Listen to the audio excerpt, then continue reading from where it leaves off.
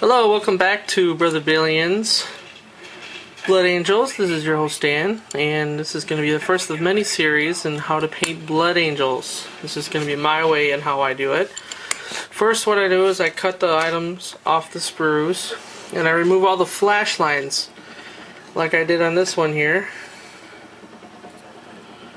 Let that focus here. You can see that there's no more flash lines. All I did was just take the X-Acto knife and you just shave it down by doing a reverse pull with the blade. Then what I did was I barely glued the models to these bases here, and because I'm going to put resin bases on them eventually. And how I paint them or set these guys up is the space paint. I put the legs, the torsos, the arms, and the head on there. I don't put the gun on, that way I can have access to the chest plate. Now what I did was I spray painted all of these black with this board to pieces black spray primer I got at the local hobby shop for about $8. Next, what I'm going to be doing is I'm going to be spray painting them all Army Painter Dragon Red. You can get this off of armypainter.com. I have a link on my blog to their site. The reason why I do that is because when you spray paint it onto there, it automatically does kind of like a small shading of the object with the black. It'll blend it in there a little bit better. My next video, or when I come back here, I'll have these guys spray painted with the Army Painter Red, and I'll show you a little bit more detail of what I'm talking about that. Alright, we'll see you soon. Well, I've went and spray painted my tactical squad, and if you can see in this model here, as it focuses, you should be able to see some of the shading effect that happens. There we go. Some of the shading effect that happens when you use this paint. That's why I like it. You can see it under here in the arms, and some of it in the faces here. Now, I like using this because once you get I use Blood Red by Citadel, or you can use Vallejo's Bloody Red. That works just as well. We're going to go over the model real quick with that, and let's see what it looks like.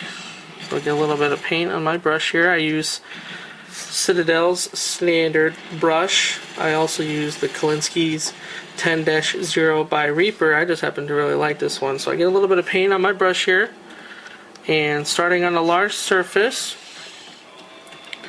I like to start on the leg here. We're going to go over and just start painting the model here. I don't know if you can hear that in the background. My girlfriend's killing lots of people on Call of Duty. It's her favorite game, and she's usually top of the list. Covering the model here.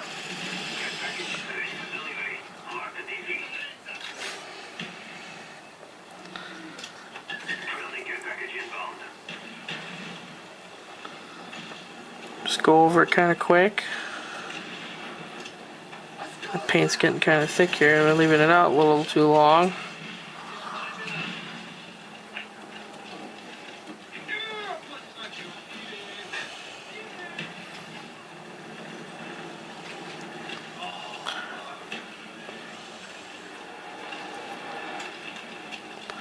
Now I like to go over the same area multiple times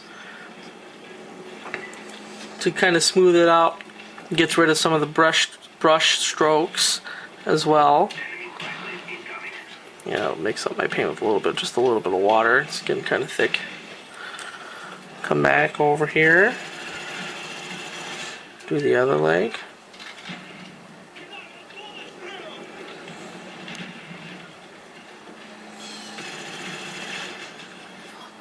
Do it in a pulling motion. You don't want to go back and forth. Going back and forth just removes the paint where you just last put it, and it just defeats the purpose. So just cover the model. I making sure you're going over the same areas to spread the paint out, and that way it doesn't leave as many brush strokes. If I could learn to talk first. Now this is just a base coat for the power armor. It's slightly brighter than the Army Painter's Dragon Red, So you'll automatically start getting a shading effect with your model, which is why I like using this as a spray. Now when you spray it with the Army Painter Red, you kind of just got to go over it just slightly. If you put too much on there, it defeats the purpose, and the black won't show underneath as well.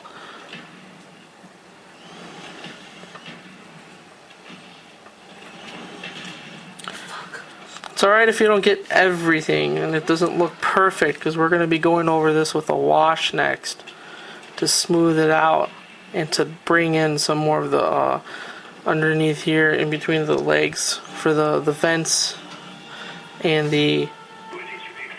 just the smaller details in the model.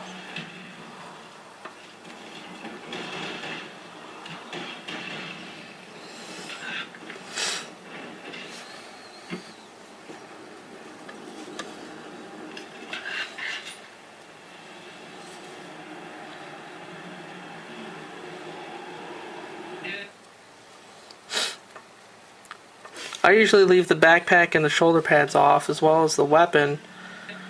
That way you can get behind them. And just a better way of painting, in my opinion. Sorry about that, my camera died. Last time we talked, we were talking about how we were putting the blood red paint on the Marine. And I had went on and just finished painting the model off camera. As you can see here, I have my model, and I went over the main areas with blood red, and you can see, if you can see a little bit here, let this focus in, you should be able to see some of the shading already taking effect, like right there in the arm. You can see it in the helmet just a little bit, especially in all the little cracks and the smaller indentations under the chest eagle there. In this arm, you can see it behind the legs and the behind the knee pits, whatever you want to call those, underneath the leg here, and the boots. Now, when we come back, we're gonna go over with the model with a wash and then touch it up. So let's get started on that. Alright, we'll see you soon.